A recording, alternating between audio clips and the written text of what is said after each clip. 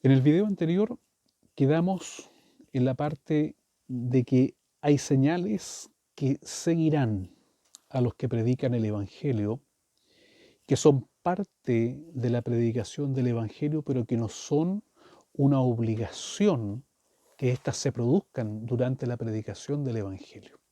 Les había compartido tres experiencias que me han tocado a la hora de trabajar en este trabajo de predicar o de llevar palabra, ¿no es cierto?, de Dios, que puede ser fuera de la iglesia o dentro de la iglesia también. Eh, la palabra del Señor dice, echarán fuera demonios, pero en esto hay que ir por parte. Lo primero que dice la Escritura es que en mi nombre, esto es un asunto muy importante y vital, en mi nombre. ¿Qué quiere decir la expresión en mi nombre? Quiere decir, en un lenguaje muy comprensible para todos, vengo de parte de o vengo mandado por. Eso significa en mi nombre. Es decir, echarán fuera demonios cuando el Señor, por su Espíritu, nos haya facultado, ordenado, comisionado, mandado para realizar esta labor. Eso es muy importante, hermanos queridos, hermanas, tenerlo muy, muy en consideración. En mi nombre, que es lo mismo que yo vaya a hacer algo y yo a usted le diga, me mandó mi jefe, me mandó la autoridad tanto. Es decir, vengo ordenado, vengo mandado por, vengo en nombre de. Eso es lo que significa esta expresión, en mi nombre. No significa precisamente que tengamos que decir en el nombre de Jesús te echo fuera. No, cuidado con esa costumbre. La palabra en el idioma original tiene este sentido, en mi nombre, mandado por alguien superior, ordenado para, capacitado para, revestido para, armado para que usted desarrolle un determinado trabajo. Otra escritura nos va a dar la fórmula de que invocando el nombre del Señor Jesucristo, todo poder tiene que quedar sujeto. Pero en esta escritura, en mi nombre echarán fuera demonios, quiere decir enviados por mí, autorizados por mí, de mi parte, capacitados por mí, echarán fuera demonios. Ahora, las formas de hacer esto quedan sujetas al mover del Espíritu. No podríamos, yo por lo menos no me atrevería a mencionar aquí una fórmula en particular, porque el Espíritu de Dios es dinámico, es soberano, ocupa lo que llamamos la multiforme gracia del Espíritu y va a obrar de las formas que el Espíritu determina obrar en cada situación, con cada persona o en cada situación con distintas personas. Por lo tanto, poner una fórmula o encasillar esto de echar fuera demonios en una sola manera o en algunas maneras, creo que no es lo mejor. Yo creo que en esto debemos ser muy dóciles, muy obedientes al mover del Espíritu. También les voy a compartir algunas experiencias, pero miremos también la experiencia primero del propio Señor Jesucristo. Jesús no siempre obró milagros de la misma manera, de la misma forma o con la misma fórmula.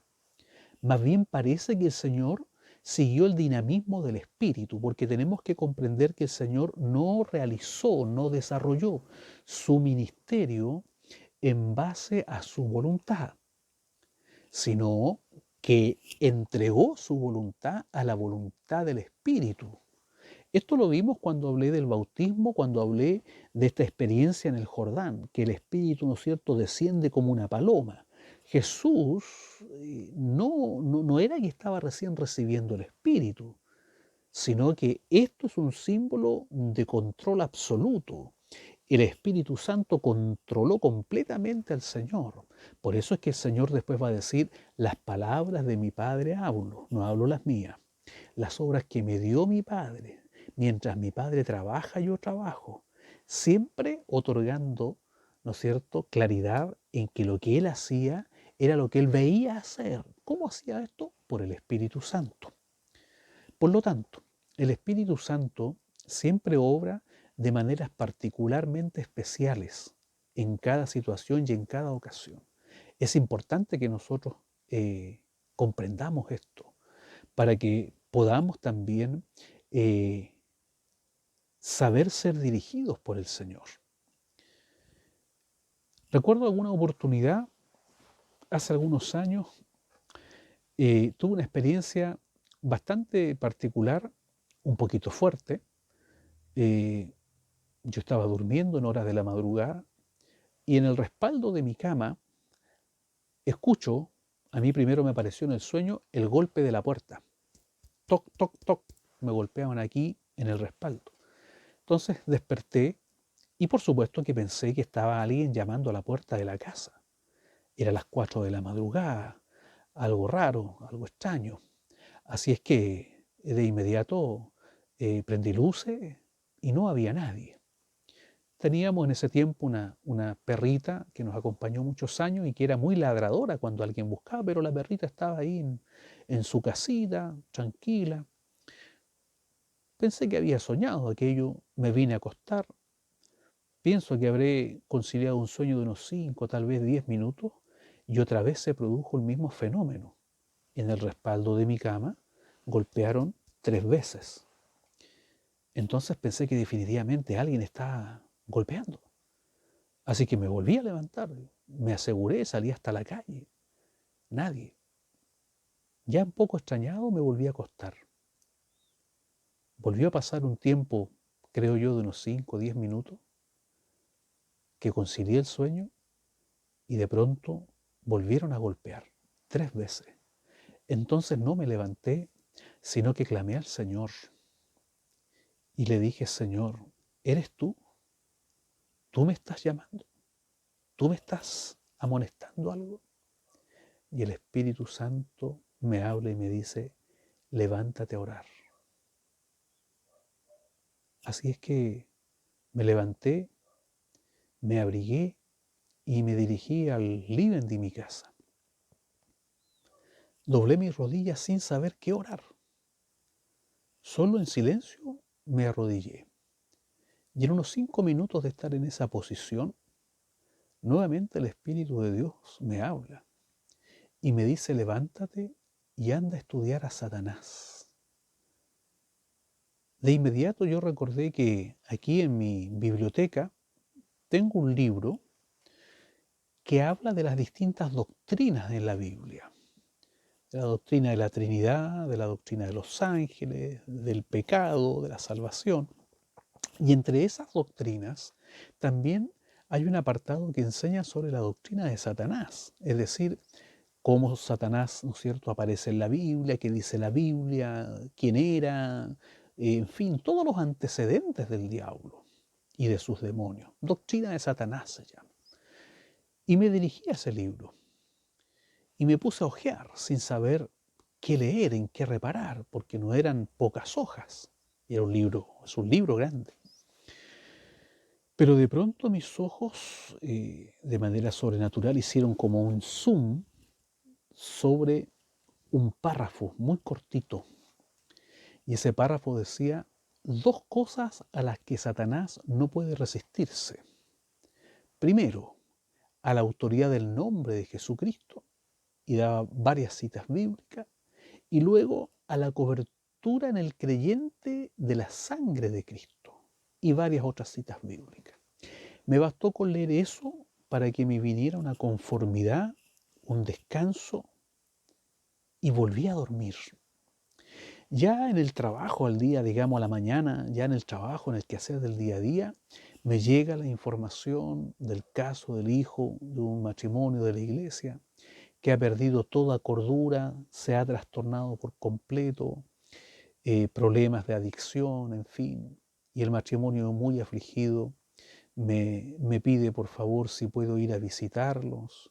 Llamo al pastor de la iglesia, recibo su autorización para hacer esto, y llego al hogar, nos pusimos de acuerdo con el pastor, él también iba a estar allí, y yo llegué primero, y cuando llego hay un cuadro muy triste en el hogar. El hijo está en una situación descontrolada en su habitación y bueno, su padre estaba muy compungido, muy abatido, llorando. Su mamá, por supuesto, también. Era un cuadro muy triste, muy dramático. Y me acerqué a la habitación del chiquillo, la puerta estaba entreabierta, golpeé un poquito y empujé a la vez la puerta. Y allí me encontré con un cuadro bien impresionante. Él era un muchacho, es un muchacho bien alto, físico-culturista, con un cuerpazo, en ese tiempo con el pelo muy largo, y estaba muy desgreñado, con unos ojos vidriosos que ya se le salían de la órbita, y con una cara de animal en realidad, digamos así, con el gesto de un animal furioso.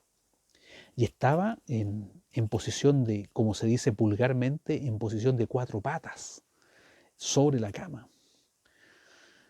Y me mira con esa furia y con una voz, un gutural, una voz así fea, rara. Viene y me dice, vienes a sacarme fuera, me dice, así. Yo no respondí nada. Yo clamaba al Señor, porque de verdad que la escena era bastante espantosa. Yo solo en mi corazón clamaba al Señor, eh, y le fui a decir, mira hijo, vengo a hablar contigo, quiero orar contigo. Y él me dice, no, y se levanta y me va a pegar un golpe en la cara con tremenda mano que tiene, y me va a pegar. Y allí el Espíritu Santo toma control de la situación.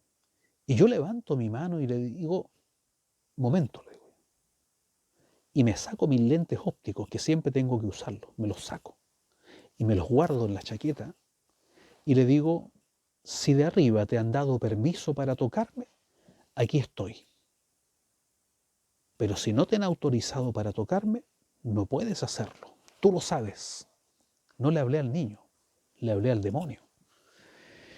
Y ahí quedó un momento muy compungido, impotente de no poder pegarme, porque evidentemente, y gracias al Señor, no le habían dado permiso para pegarme, porque si no me hubiese dejado dislocado.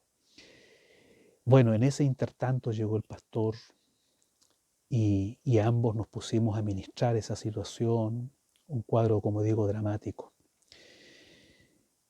Qué importante es conocer de estas cosas, porque en medio de la administración utilizamos estas herramientas que el Señor me había recordado durante la madrugada.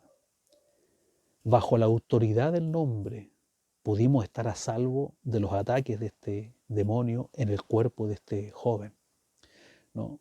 Y por la virtud de la sangre de Cristo cubriéndonos a nosotros fuimos liberados de todo mal. Hasta que llegó un momento en que hubo paz, que hubo tranquilidad, aunque el demonio no salió, pero hubo un tiempo de paz. Hermanos, les comento o les comparto esta experiencia para que aprendamos esto que he estado diciendo. En mi nombre echarán fuera demonios, autorizados por mí. Y luego hay que aprender a usar la autoridad del nombre de Jesucristo.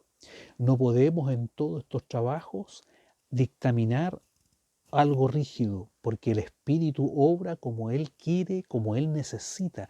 Él necesita de nuestra obediencia y de nuestra disposición, de nuestra fe, de poner nuestros argumentos a los pies del Señor, para que el Señor por su Espíritu haga lo que Él sabe tiene que hacer. En algunos casos bastará.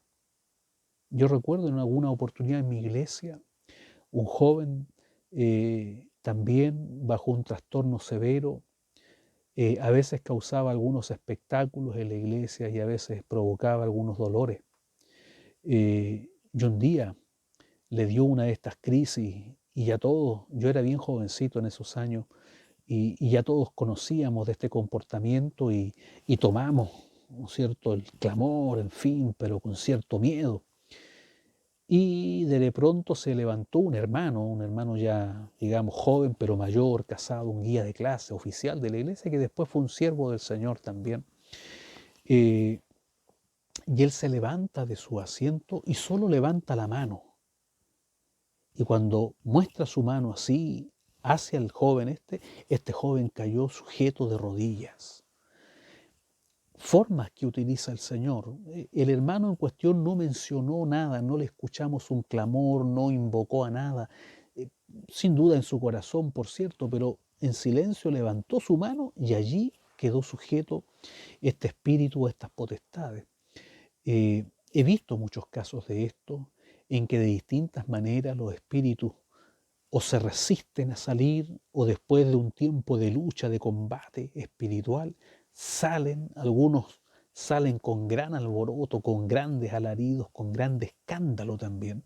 He estado en estas lides más de alguna vez en mi vida cristiana y puedo compartirles que es importante tener la seguridad que el Señor nos ha mandado y saber cómo ocupar la autoridad del nombre y cómo ocupar la cobertura de la sangre preciosa de Cristo. En esto debo todavía profundizar en algún detalle más. A veces creemos que invocando la sangre de Cristo sobre un demonio, el demonio tiene que salir o se espanta. Eso es un error. La sangre del Señor Jesucristo no fue derramada por los demonios. La sangre del Señor Jesucristo fue derramada por usted y por mí. Y como se puede ver en el libro de Éxodo, como se va a revisar en el libro de Levítico, como se va a volver a reiterar cuando se estudie Deuteronomio, vamos a encontrar que la sangre es el símbolo de la cobertura, del kipá en hebreo, redención. Kipá. Kipá es redención en hebreo. La sangre es kipá, la sangre cubre el pecado, cubre al pecador delante de Dios. Y esa sangre es para usted y es para mí. Cuando yo me voy a enfrentar a una situación como esta, en que se puede desatar una lucha espiritual contra agentes del mal, contra demonios, contra espíritus inmundos, yo debo cubrirme en la sangre. No tengo que pronunciar o hacer las veces que estoy poco menos que lanzándole sangre a los demonios. La sangre sagrada de Jesucristo es para mi cobertura. ¿Qué me garantiza eso? Me garantiza que el demonio puede enrostrarme lo que quiera, como le pasó en algún momento a Martín Lutero, según cuenta la historia, que alguna vez el diablo se le apareció y le escribió una serie de pecados que él tenía. Y luego Martín Lutero pidió la hoja y él mismo anotó otros pecados más, que el demonio no le había declarado. Pero sobre todos esos pecados, él en forma cruzada puso el texto bíblico, y la sangre de Jesucristo me lava y me limpia de todo pecado. Esa es la cobertura, hermana, hermano. La sangre nos cubre a nosotros. El demonio le puede sacar a la luz cualquier cosa, le puede recordar pecados pasados suyos, lo que sea. Pero si usted está acorazado en la sangre, toda esa acusación se desvanece. Todo se desvanece. Porque la sangre de Cristo nos cubre, nos limpia, nos lava, nos redime, nos quipá, nos cubre delante de los ojos de Dios. Por eso la sangre es para nosotros. Esto es un detalle importante también a la hora de entrar en estos niveles que a veces se presentan dentro de la predicación del Evangelio. Eh, Nunca debemos intentar entrar en estas lides por nuestra propia fuerza o por nuestra propia decisión, amados en el Señor. Esto es muy, muy importante que también lo comprendamos bien. No debemos nosotros aventurarnos a esto, a que de pronto nosotros encontremos algún endemoniado y queramos, por nuestro buen deseo, llegar a imponerle las manos o decirle una cosa o la otra. Hay que poner cuidado en esto. El libro de los Hechos nos recuerda que hubo unos ciertos personajes que quisieron quizás de buena intención imitar a Pablo, imitar a los apóstoles. y se dedicaron a esto de querer echar fuera demonios, lo que en palabras seculares se conoce como el exorcismo. Quisieron exorcizar a alguien, quisieron liberar a alguien de una atadura espiritual. Y los demonios, dice, se le fueron encima, casi quedaron desnudos. Esto ocurre porque no se actúa en el nombre, es decir, se actúa sin haber sido enviados por el superior, que este superior es Jesucristo nuestro Salvador. Si el Señor a usted le manda, usted tiene confianza en que el Señor le va a respaldar, le va a guardar y además le va a dar victoria. Pero si usted va por las suyas, por buen deseo, por buena intención, porque no sabía qué otra cosa hacer, corre peligro, corre riesgo. Es mejor no hacer nada. Es mejor esperar que el mover del Espíritu aborde también estas situaciones. Peligroso es que nosotros en estas cosas de pronto entremos en diálogo con los demonios. No tenemos que olvidar que Satanás y sus demonios son artistas de la mentira y manipuladores del verbo. Es decir, pueden usar todo el verbo, el vocabulario completo a su favor. Nos pueden dar vuelta en el aire si entramos en conversaciones inapropiadas, a no ser que muy genuinamente y muy poderosamente el Espíritu Santo le inspire a usted alguna palabra para identificar algo, para identificar alguna cosa. Esto en cuanto a esta señal, echar fuera demonios. Quisiera aprovechar el tiempo, aunque el tema es muy largo y seguro usted tiene otras experiencias y ha escuchado otras cosas, el tema es amplio, pero también tenemos que tratar de condensarlo un poquito para no abordar tantos videos. El otro asunto que la palabra de Dios menciona es que hablarán también en otras lenguas. Y este es otro asunto que nos va a ocupar otros 20 minutos, yo creo, como mínimo. Quizás un poco más, quién no sabe. Hablar en lenguas. Pablo aborda esto y ya sabemos cómo Lucas nos relata que el día de Pentecostés, una de las grandes manifestaciones que se dieron ese día con el derramamiento del Espíritu Santo fue que los apóstoles y los discípulos, no olvidemos que no eran solo 12 u 11 que quedaban para ese momento, este grupo de discípulos comenzó a hablar en otras lenguas, dice la Escritura, según el Espíritu les daba que hablasen. Los pentecostales conocemos muy bien la cita y la podemos recitar de memoria. Lo que en el idioma original se está diciendo es que los discípulos el día de Pentecostés, por la acción del Espíritu Santo, hablaron distintos y diferentes idiomas, idiomas ajenos al idioma que ellos manejaban. ¿Por qué se dio esto? Bueno, porque en Jerusalén, para ese día que estaban de fiesta los judíos, las fiestas nacionales, las fiestas peregrinas, habían judíos que venían de distintas partes del mundo conocido. Habían judíos que habían, ¿no es cierto?, nacido y crecido en otros países, no habían nacido en Israel y conocían tal vez algo de hebreo o definitivamente no sabían nada de hebreo. Y para ese entonces ya Israel llevaba varios años disperso por distintas naciones y ya habían nacido varias generaciones fuera de Israel, pero la fe judía se mantenía. Entonces iban a Jerusalén una vez al año a las fiestas peregrinas. Entonces, mismo Lucas lo relata de una manera bastante comprensible, vean medos, persas, en fin, de distintas partes, y los discípulos comenzaron a proclamar el Evangelio en el lenguaje de cada uno de los que estaba allí presente. Esto fue una tremenda maravilla porque todos sabían que los discípulos eran personas comunes y corrientes que no habían tenido tiempo de ir a una escuela de lenguaje como para aprender estas cosas.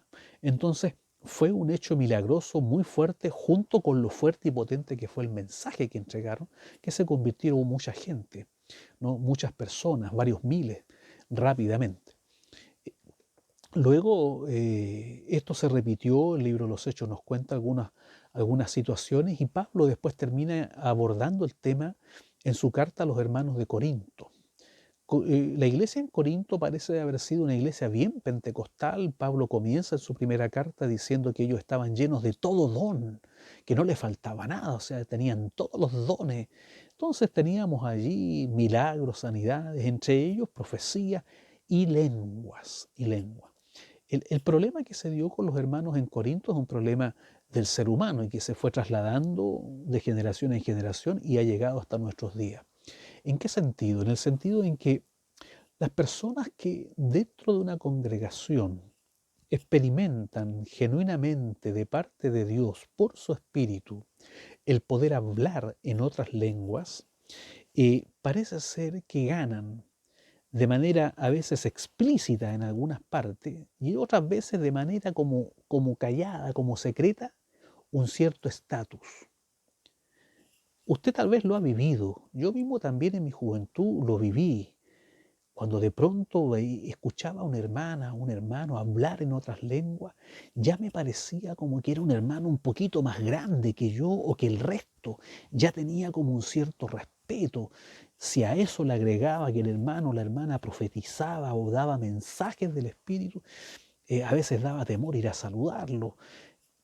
Colectivamente se forma un poquito esta atmósfera y esto ha llevado, lamentablemente, a que a veces en las congregaciones, consciente o inconscientemente, y yo creo que inconscientemente muchos, por alguna razón y alguna fuerza más bien psicológica, más que del Espíritu de Dios, terminan hablando en algún eh, lenguaje que nadie puede interpretar, que nadie puede descifrar, en circunstancias que el apóstol Pablo pone orden a esto dentro de la iglesia.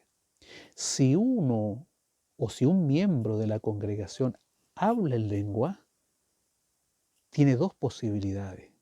Que él mismo, por el mismo Espíritu de Dios, traduzca lo que está hablando, o que otro, por el mismo Espíritu de Dios, se levante y le traduzca. Porque si no hay traducción, la iglesia, es decir, la congregación, los asistentes a la reunión, en nada son edificados, por razones lógicas. No entendemos nada de lo que está hablando el hermano o la hermana. Y Pablo determina que puede estar en realidad la persona bajo tal control del espíritu que en su espíritu esté alabando a Dios.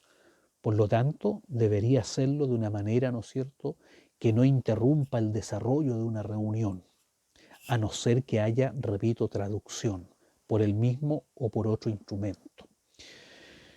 Hoy por hoy, estas manifestaciones tienen una delgada frontera entre lo que son las manifestaciones sobrenaturales del Espíritu Santo en la persona y lo que son las manifestaciones naturales, emocionales o sentimentales del ser humano, propios del ser humano. Esa frontera cada día es más delgada y nos cuesta muchas veces discernir cuándo el Espíritu de Dios está dando esta manifestación y cuándo a veces una cierta catarsis colectiva puede hacer que muchas cosas parezcan que son de Dios, pero que no son de Dios. El propósito de esta manifestación precisamente es el mismo que tiene las señales, el echar fuera demonios, el sanar enfermos en forma milagrosa. Tiene el propósito de llamar a la fe a los incrédulos. Nada más imagine usted que usted puede llegar con el mensaje del Evangelio por voluntad de Dios a un país X, pero que no habla su idioma y que todos saben que usted es de otro país que habla un idioma distinto, pero de pronto por el poder del Espíritu, el Espíritu Santo le hace hablar ese idioma y en ese idioma usted declara las verdades de Dios. Esa gente incrédula que le escucha quedan impresionados, impactados. Ese es el propósito de las señales, impactar. Si no se cree a la palabra, si no se cree a la traducción normal, bueno, que crean al milagro que de pronto esta persona que no habla una palabra de ruso, de pronto comience a hablar en ruso o comience a hablar en chino o comience a hablar en el dialecto que se habla en esa región de India o que comience a hablar en francés o en alemán o en hebreo, etcétera, etcétera, etcétera. Esto es importante tenerlo claro, que esto tiene un propósito, no es un espectáculo. En manera alguna, esta manifestación y otras manifestaciones poderosas del Espíritu tienen como propósito un espectáculo. No, tienen un propósito de impactar, de remecer la conciencia de una persona que seguramente puede estar luchando contra el llamado de Dios. Entonces tengamos en cuenta esto, que el don de hablar en lenguas bíblicamente tiene que ver con hablar otros idiomas terrenales. Ahora, muchos se han tomado de la expresión del apóstol Pablo, cuando en el capítulo 13 de Primera Corintios escribe acerca del amor, para enfatizar que el amor está por sobre las manifestaciones del Espíritu. Él dice, si yo hablar lenguas humanas, es decir, si yo hablo varios idiomas, o si hablo en el idioma de los ángeles, y de allí que sale esto de que hay lenguas angelicales. En el caso del apóstol Pablo, entiéndase muy bien que él allí se refiere al lenguaje de los ángeles que él escuchó en aquellas oportunidades que el Señor lo transportó al tercer cielo. Cosas que él mismo dice, no le es dado al ser humano poder describir. Seguramente que allí escuchó un lenguaje, no sabemos cómo es ese lenguaje. Solamente Pablo lo menciona en el idioma griego como una forma de comunicación. Si yo hablo distintos idiomas terrenales o me comunico como los ángeles y no tengo amor, nada me sirve. Por extraordinario que sea, es increíble cuando de pronto uno descubre una persona que es políglota, se dice técnicamente, es decir, que habla varios idiomas a la vez. Es una persona que nos deja impresionados si habla en inglés, francés, portugués, alemán. Oh, una maravilla. Y Pablo agrega esto, e incluso si esa persona pudiera comunicarse como se comunican los ángeles y no tiene amor, todo queda reducido a nada, por extraordinario que nos parezca. Pero de esa expresión paulina se ha desprendido esto de las lenguas angelicales. Entonces alguien dice, no, es que yo hablo lenguas angelicales. O la hermana o el hermano tanto habla en lengua angelical. Nadie sabe cómo se comunican los ángeles, si es con palabra o si es a través de una capacidad superior. No se olvide que nosotros fuimos creados un poco menor que los ángeles y que los ángeles tienen capacidades superiores a las nuestras. Por lo tanto, no sabemos si ellos hablan palabras verbales en un idioma que tampoco tenemos el diccionario de ellos, o si ellos tienen otra forma superior de comunicación. Por lo tanto, hay que tener cuidado en estas expresiones. La Biblia enseña que el Espíritu Santo nos puede dar la capacidad sobrenatural de hablar en otros idiomas cuando el Espíritu quiere, cuando el Espíritu lo necesita, cuando el Espíritu persigue un propósito. Nos puede soltar esta lengua, estas vocales, estas cuerdas vocales, esta boca, este aparato sonoro y hacernos hablar en otro idioma. Yo sé que más de alguno de los que me está escuchando ha tenido esta experiencia. Por misericordia de Dios, yo también he tenido esa experiencia. Me ha hecho hablar el Señor en inglés, no siendo yo una persona bilingüe. En alguna oportunidad, hace muchos años, el Espíritu me ocupó, no tuve yo conciencia así de aquello, me ocupó para hablar en hebreo y en hebreo declarar el Evangelio. Y me ocupó el Señor para hablarle a un turista, como decía, israelita, que pasaba por frente al templo donde había una gran manifestación también del Espíritu Santo. Estas cosas las hace el Espíritu a su soberana, ¿no es cierto?, voluntad. Otro asunto ligado a estas señales, ya hemos visto el echar fuera demonios, algunas cosas hemos visto de aquello, algunas cosas hemos visto del hablar en otras lenguas. Luego habla de que tomarán serpientes. En esto hay un poco de espectáculo por ahí en las redes sociales, en el internet. Y este espectáculo se da con algunas personas que lamentablemente, ¿no es cierto?, o malentienden o derechamente tienen una turbación profunda que creen que esto es algo que se puede hacer a voluntad humana. Y montan algunos espectáculos que en el nombre de Jesucristo toman serpientes venenosas y las serpientes se supone que no le van a hacer nada. Dicho sea de paso, hay varios que han muerto envenenados por eso.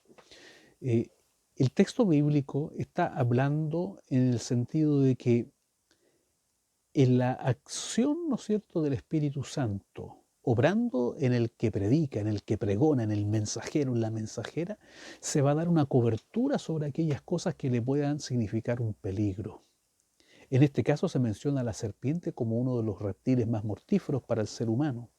Beberán veneno y no se van a envenenar, cosa mortífera y no se van a morir. Esto no quiere decir que nosotros podamos ir y beber veneno por nuestra cuenta o tomar una serpiente o cosa parecida. Esto es claramente una acción sobrenatural del Espíritu Santo que opera en el creyente cuando el Espíritu quiere, de la forma que quiere, en el momento que quiere, con el propósito que necesita el Espíritu Santo al ocupar al mensajero o a la mensajera. Lo último es algo de lo que había estado yo también compartiendo en algunas experiencias. Las sanidades. Pondrán las manos sobre los enfermos y los enfermos sanarán. Cuando Dios quiere hacer un milagro, Dios hace un milagro. Cuando Dios no va a hacer un milagro, no lo va a hacer. Eso es absolutamente claro. Nosotros tenemos que tener el discernimiento del Espíritu y tenemos que tener la sencillez de carácter para dejarnos ocupar por el Espíritu. El Espíritu Santo puede obrar una sanidad en un enfermo según Él quiera.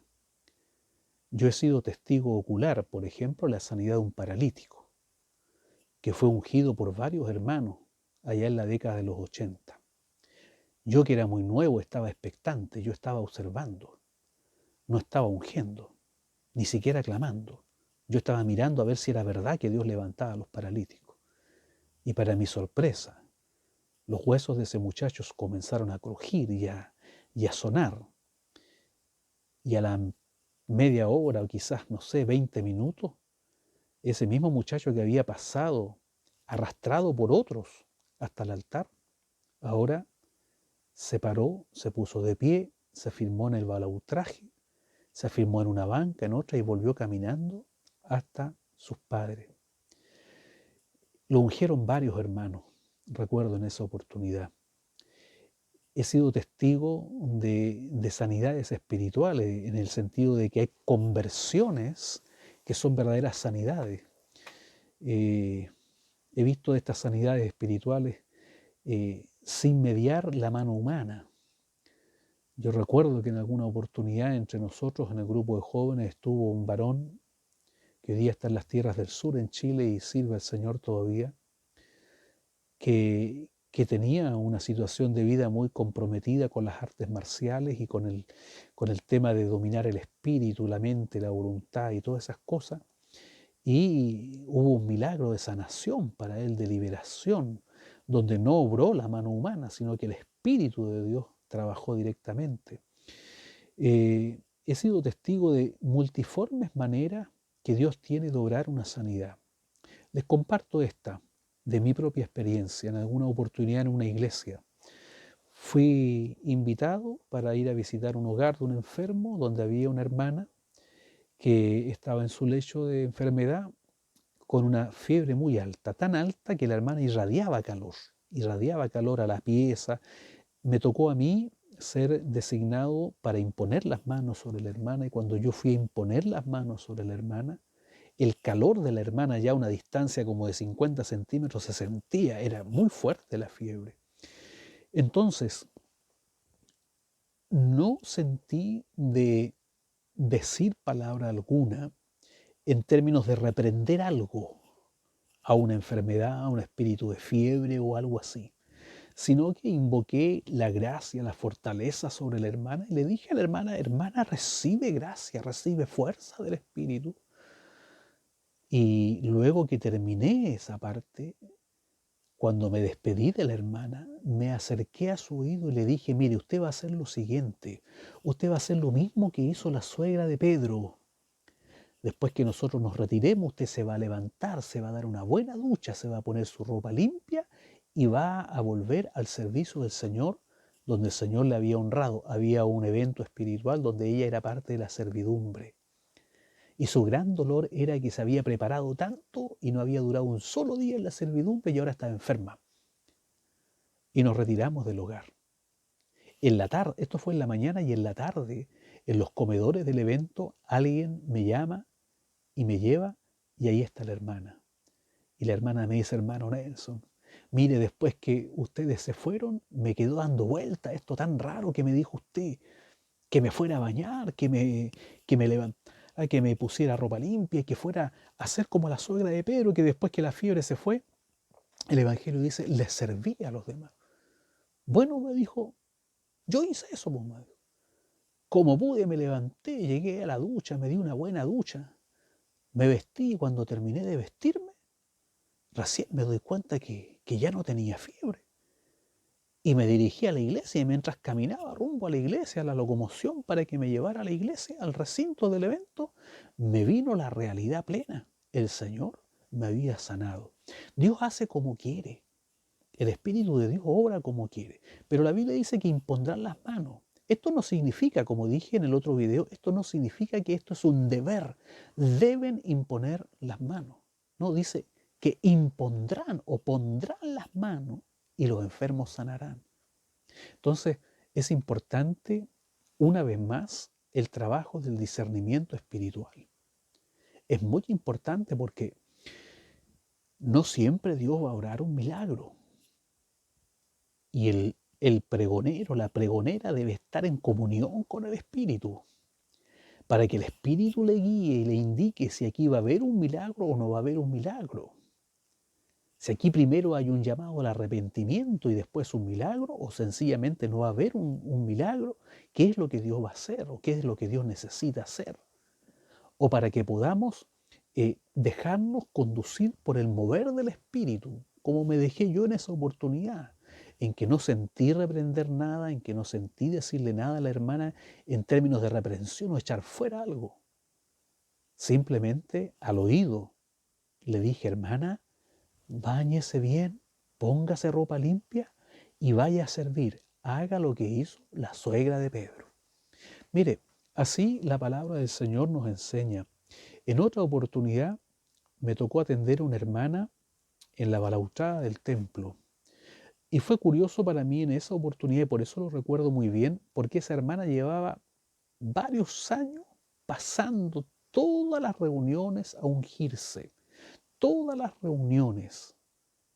Entonces llamó mi atención y yo me dirigí a ella y cuando me acerqué a ella, en vez de reprender, en vez de conjurar, simplemente intercedí por ella en voz alta y dije: Señor, aquí está mi hermana. Lleva tanto tiempo pasando al altar en busca de tu gracia. Señor, conversa con mi hermana. Conversa con ella como hablaste esa madrugada con María Magdalena a la salida del sepulcro. Y pregúntale: mujer, ¿a quién buscas? ¿Qué quieres? ¿Por qué lloras? Y esas palabras bastaron para quebrantar ese corazón, para conectar esa alma con el Señor. Y esa noche la hermana fue sanada de algún tormento que yo no supe nunca, pero nunca más pasó al altar. Y su rostro cambió, su actitud cambió. La hermana necesitaba ser conectada, ayudada por alguien, para conectarse con la gracia que le podía libertar de la opresión interna que tenía. Entonces es importantísimo dejarse llevar por el Espíritu Santo, por el mover del Espíritu, para que el Espíritu pueda obrar conforme Él quiere, conforme Él determina hacer las cosas. Mis amados, hemos avanzado, ya llevamos un quinto video eh, y, y la memoria de la cámara está casi llena. Son temas que dan para mucha conversación. Yo espero que estos puntos que he tocado y estos comentarios que he hecho les sirvan a usted. Esta no es toda la enseñanza. Como acabo de decir, son temas amplios que podríamos gastarnos varias horas conversando de ellos. pero lo que usted aquí ha escuchado, recíbalo, yo lo comparto con sencillez, espero haber sido lo más claro posible. Busque las citas bíblicas, si usted quiere apoyo, yo le dejo la tarea, vaya al libro, familiarícese con el libro, coma el libro, para que usted aprenda a estudiar por sí misma las Sagradas Escrituras, por sí mismo las Sagradas Escrituras. Y no olvide que la labor de la Gran Comisión es mucho más que simplemente ir al punto de predicación. Todos los días, 24/7, como se dice hoy día, debemos estar predicando y anunciando que Cristo sí cambia, que Cristo sí salva, que Cristo sí da la paz, que en nuestro barrio a veces se hace tan ausente. En estos tiempos de pandemia es cuando más debemos predicarle al barrio. Todo el mundo está estresado, nosotros no escapamos a eso, pero nosotros tenemos la gracia del Espíritu para aprender a controlar el estrés, para mantener el dominio propio, para saber cómo vivir en tiempos de angustia. Todo el mundo está alborotado por un montón de cosas. Hay algunos y algunas que ya están desesperados por volver al templo, pero cuidado, tenemos que aprender a ser fieles fuera del templo. Este tiempo ha sido un tiempo de prueba para la iglesia, ha sido un tiempo de prueba para los pastores, ha sido un tiempo de prueba para todo el mundo cristiano cuando se nos ha prohibido reunirnos dentro de un templo. Estábamos muy acostumbrados a una vida cristiana de templo y el Señor nos manda a aprender a ser cristianos de terreno, de afuera, en el día a día, en el barrio, en el trabajo, en medio de las contingencias. El mundo se alborota, el mundo se duele, se desespera. Cuidado, usted no se desespere. Recuerde las palabras del apóstol Pablo, que estamos en apuro, pero no estamos ahí desesperados, que estamos en angustia, pero no estamos vueltos locos, como mucha gente en estos días en el mundo ha perdido todo rumbo, ¿no es cierto? Líbrenos el Señor de esto. Que Dios les bendiga. Espero que estos trabajos les sigan siendo de bendición y a Dios que permite estas palabras de gracia, este tiempo frente a la cámara, a Dios que da esta inspiración, a Él solamente sea toda la gloria. Yo no hago más que desarrollar la labor que el Señor me inspira como un comunicador más de su palabra. También les estimulo a, a estar en contacto con vuestras iglesias. Hoy día muchas denominaciones, no sé si todas, pero la que yo pertenezco y otras que también conozco, están los pastores predicando a través de este canal de comunicaciones en YouTube. Hay reuniones llamadas online, hay estudios online. Aproveche, escuche, examínelo todo, retenga lo bueno, siga en contacto con sus hermanos, aproveche las tecnologías. Los niñitos en mi iglesia han estado grabando unos cortitos coros. Es grato volver a verles, aunque sea por la pantalla. Usted puede llamar por teléfono, puede mandar un WhatsApp, un Messenger. Usted puede elevar un pensamiento constructivo en Facebook. Ocupe las redes sociales con responsabilidad para alabar a Dios y para contribuir con los demás, para una palabra de aliento. Acostúmbrese a que no todos pensamos igual, que tenemos diferencias pero que no nos deben enfrentar. Yo tengo que aprender a vivir con las diferencias suyas. Yo no pretendo con estos trabajos convencerle a usted de que usted piense igual que mí. Esto no se trata de sacarme mis neuronas y ponérselas en su cabeza, en su cerebro. Se trata de compartir. Tome usted lo que le sirva. Lo que usted considere que no le sirva, no lo deseche, guárdelo, le puede servir mañana. Aprendamos, Iglesia del Señor, a ocupar estos medios de comunicación porque han llegado para quedarse y porque no sabemos qué nos depara todavía el futuro antes de la venida del Señor. Hoy estamos en pandemia, todos tenemos la esperanza de que esto va a llegar a su final con una vacuna, con algún procedimiento, pero cuidado, tal vez sea la primera de muchas pruebas que nos puedan venir, que nos puedan suceder en cualquier momento. Oremos por la iglesia de Cristo en el mundo, por nuestros hermanos en Beirut. Oremos por nuestros hermanos en China, por nuestros hermanos en los Estados Unidos. Oremos por nuestros hermanos en los países que todavía tienen cerradas sus puertas al Evangelio. Oremos por la iglesia que sufre con el COVID-19 en todas partes del mundo. Oremos por estos postreros tiempos para que toda la iglesia del Señor en el mundo lleguemos al mismo clamor. Ven, Señor Jesús, ven pronto. Que Dios les bendiga.